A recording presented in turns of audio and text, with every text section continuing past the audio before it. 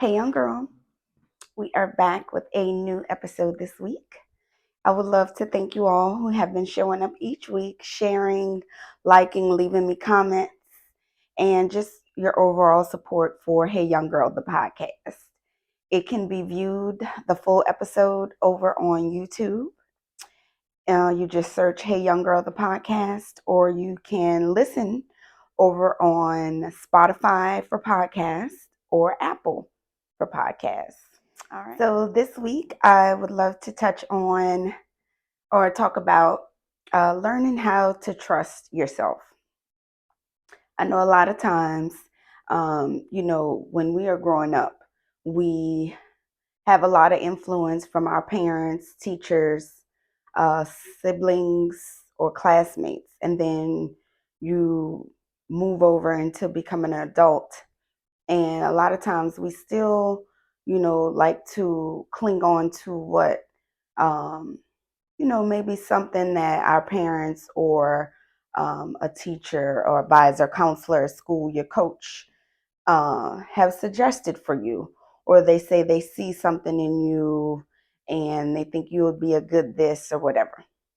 Um, but overall, it is still your decision. We all have free will, and you don't have to just go along to get along with everything somebody suggests for you. You have to be able to learn how to step out on your own and make the best decisions for you and your family. So you may have come from a family of a lot of, professionals, or people that were in politics or sports or whatever, just to give you an example. And they automatically expect you to go over into that field as well, or maybe to the college they went to, or their, job or corporation that they came from, whatever the case may be, but they want to kind of have you to follow along in their footsteps or carry on the torch that they created. And a lot of times that ends up working for you. You end up loving that field as well. And then you decide, well, this is something I love to do also, and I'm going to continue this on. But sometimes it just doesn't work for you. And you have to trust in your gut, use discernment, so you'll know deep down inside, you'll have a feeling or something or thought or come past, or you just got to pay attention to a lot of the um, the things that you react to find out what you are actually passionate about, what brings you joy. And sometimes it won't even be something that brings a lot of money at first, but it just brings you happiness to do it. And even though it may not be the path that someone else believed was the better path for you, you still, I believe, so you can be the happiest and joyous that you could possibly be in this life, is to choose the path that you believe works for you. Even though it may disappoint some people, or some people may turn away again from you because of that choice that you make. But if you feel strongly about it and this is something that brings you peace, joy, or fulfillment in life, then you should still be able to be strong enough and have that courage to still um, follow the path that most resonates with you. All right. So sometimes you will try a lot of things, and I encourage you to do that. I've seen where some people stay in that same career path, or same family dynamic, or same team, or a group, or your fraternity or whatever, just because they just want to go along and get along.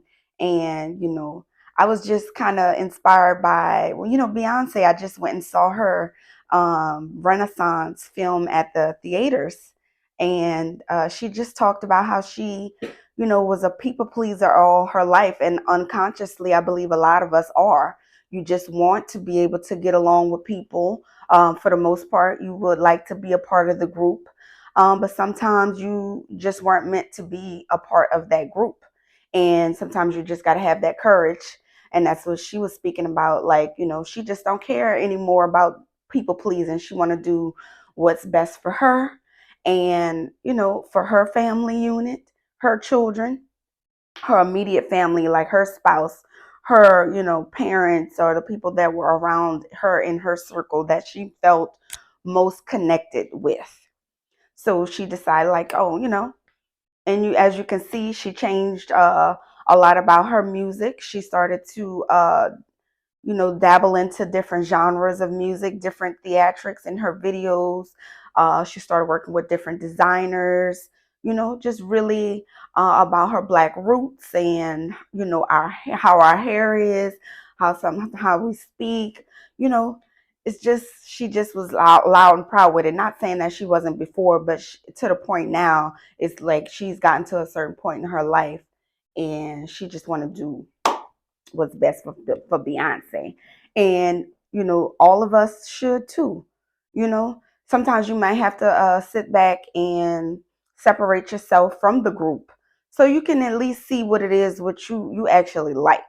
Sometimes you just want to get along to get along, go along to get along. And so you adapt all these different trends and stuff like that. That's not even about you. Say, for instance, you love reading, but the group, that you start getting with, all they do is kind of be on social media or, talk on the phone or whatnot. So because you decided that you now want to be a part of this group, you have started putting your books to the side and your quiet time, because of course you need some quiet time to be able to read a book. And you've gotten totally away from what it was that you loved to do, which was reading, just because you want to be a part of that group.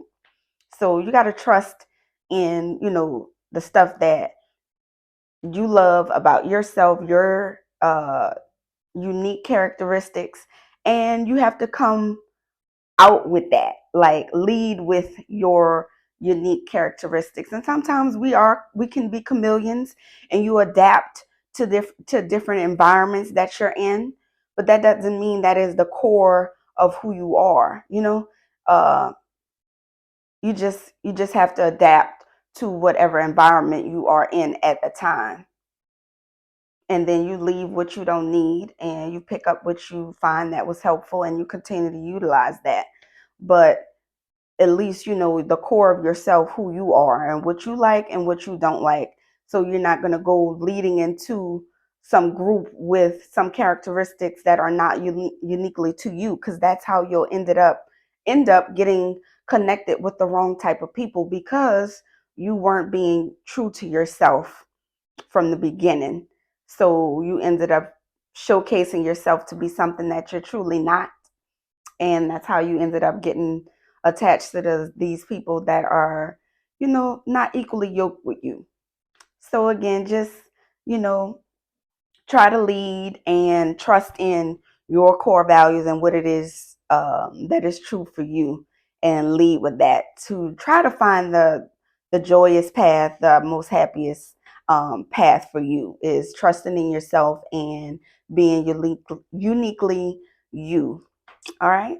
And I'm going to just leave it there, short and sweet this week. And I hope to see you all next week. And I would appreciate y'all's feedback and comments. I'd love to, see what you all would be curious to talk about. All right. And I'll see you all next week. Bye.